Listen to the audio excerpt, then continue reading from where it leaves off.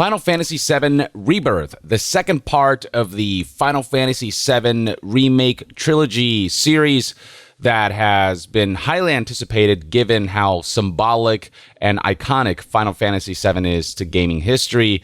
It's garnered great positive critical reception across both, media outlets and reviewers and players alike. And I myself, while I haven't finished the game, it is a game that shows a lot of love for the seminal characters and the seminal world.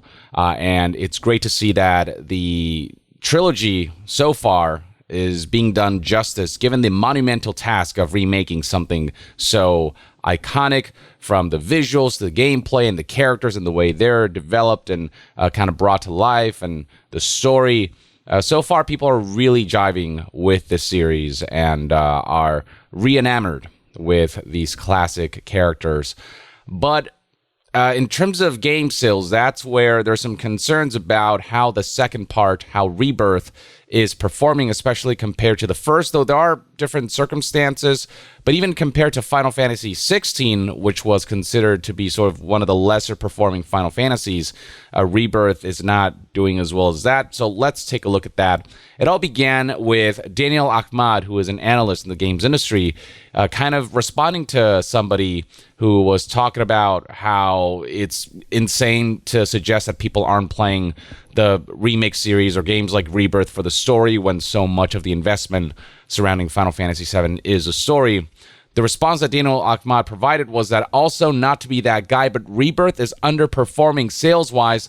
Not that sales performance is related to what that guy said, LOL. This is a bit of a bombshell to just casually drop in a response to a Twitter thread, but the reason that he didn't want to put this out there and blast it out was because there's just inevitable harassment from just the more psychotic mega fans who will harass anyone, even if they're just the messenger of just data that is, just factual. So Daniel Ahmad tweeted, "Just remember why I don't publicly comment on sales performance of games anymore, because people lose their minds if you tell them their favorite franchise didn't sell a bajillion copies, and they'll attack somebody who's not responsible for the sales figures of a game. They're, again, just shooting the messenger."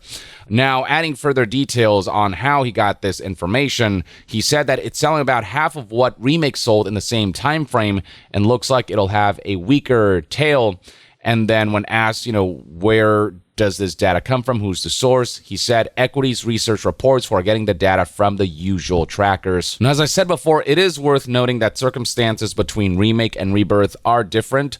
When Remake launched, that was all the way back in April of 2020, when it had an install base of over 100 million units. We're talking about the late stages of the PS4 generation. By that time, PS4 had kind of peaked in sales, and so its install base was twice that of Rebirth's, which currently has a user base of roughly 50 million PlayStation 5 users. Rebirth is a PlayStation 5 exclusive as of now. And apparently there's this market research firm going by the name Ampere Analysis that said that Final Fantasy VII Rebirth did peak at 2.21 million daily active users at launch. So that gives you some kind of idea for how much this game sold total within its launch time period.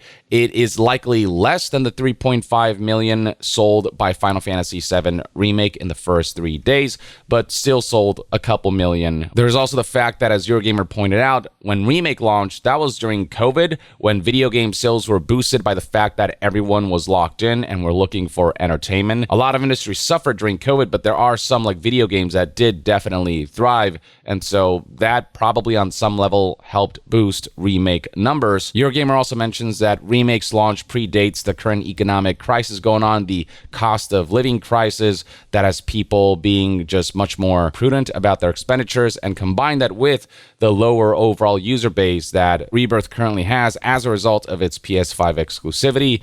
And you get a combo where it kind of makes sense that Rebirth actually sold less than Remake did. Now, what's interesting is that if you look at Japanese sales numbers, Rebirth's figures are a bit concerning. So recall that Final Fantasy XVI, by Final Fantasy standards, sold less in Japan than is normal for Final Fantasy games. It managed over 336 1,000 units within its launch period, which is less than half of what Remake did during its launch period in Japan, when it sold over 702,000 physical units roughly. And I already discussed this in a previous video, but when analysts looked at Final Fantasy XVI's numbers, they saw that even if you take the discrepancy of install base kind of into consideration, Final Fantasy XVI, in terms of how it's tracking in its sales pacing, it's lower than usual in Japan.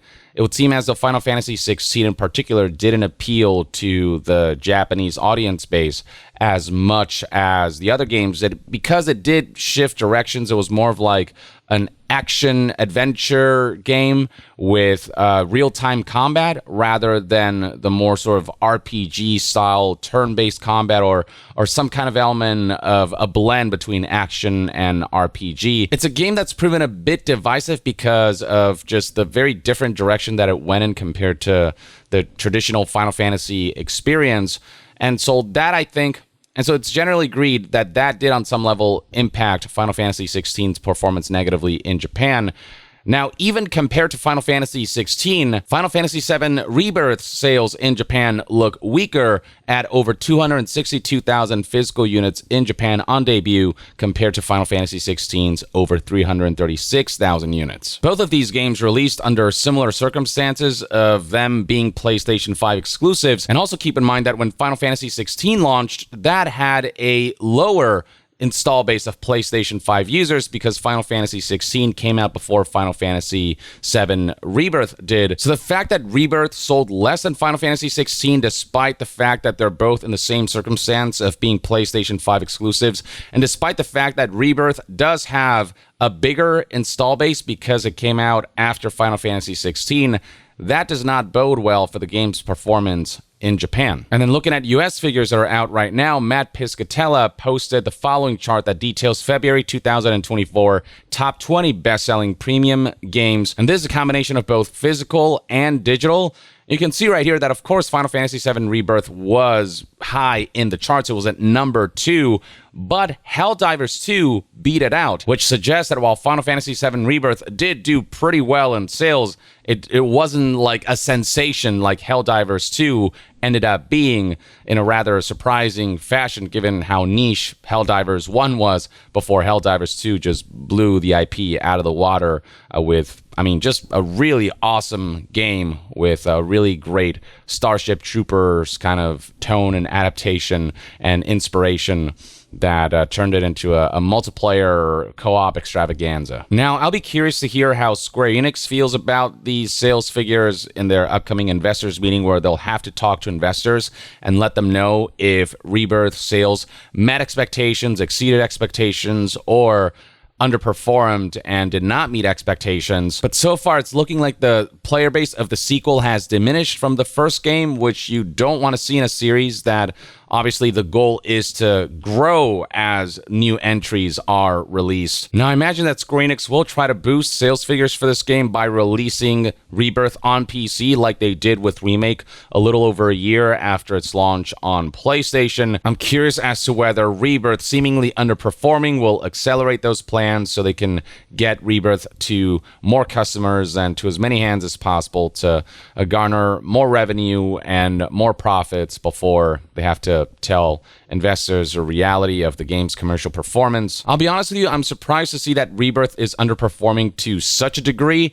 Again, there are circumstances that played into why Rebirth did worse than Remake did in terms of its debut sales, but Dana Lockmud is also pointing out that over the long term, it's looking like the game just has a weaker tail. I thought for sure Remake enticed people to return to the world of Final Fantasy VII, and with how much positive reception Rebirth got, I was sure that the game's performance would indicate just a good trend, a good positive growing trend overall, but that doesn't look like it's the case. Now, I want to emphasize that Rebirth is not flopping per se, but when it comes to how corporations run, they do have lines that they draw in terms of this is how many units we at least expect to sell so that we can look good in the eyes of investors. And in that sense, Final Fantasy VII Rebirth, the hope was likely higher for its commercial performance, and of course, the dream aim is for each new entry to garner greater numbers of players as the series becomes more popular. But when you see a downwards trend like this,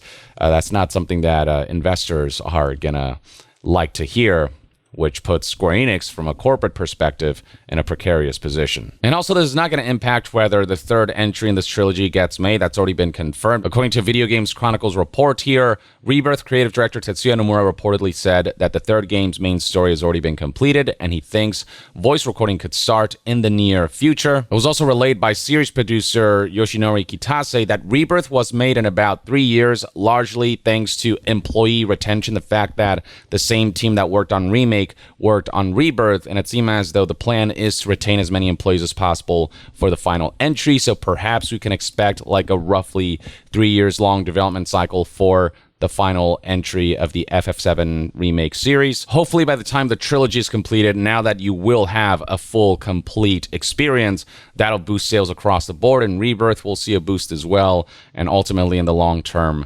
all 3 games across the board will sell just really well and in a commercially satisfactory way. Because I do think that so far, this series, you can tell that the developers really poured their hearts and souls into it and really love and cherish Final Fantasy VII as an entry and as a world, and are really giving fans just a lot to munch on with great narrative and character materials that are enhanced by modern technology with, graphics and visuals that couldn't be realized back in the PS1 days. To see the world realized at such high fidelity now with such an incredible presentation is really, really dope. And hopefully this isn't indicative of a future where the third entry somehow ends up selling even less. But, I imagine it being the grand finale like that's going to carry a lot of weight. I suppose only time will tell what the future holds. In the meantime, though, let me know in the comments below what your thoughts and opinions are on reports of Final Fantasy VII Rebirth commercially underperforming. And if you've played the game, what did you think of Rebirth? Was it an experience that you enjoyed that makes you optimistic about the third entry, or do you have qualms with it that kind of turned you off? Share your thoughts about the game and its current state based on reports in the comments below. And to be further updated on all things gaming news, reviews, and discussions, stay tuned right here on Young Yeah. I'll see you guys next time. Young out.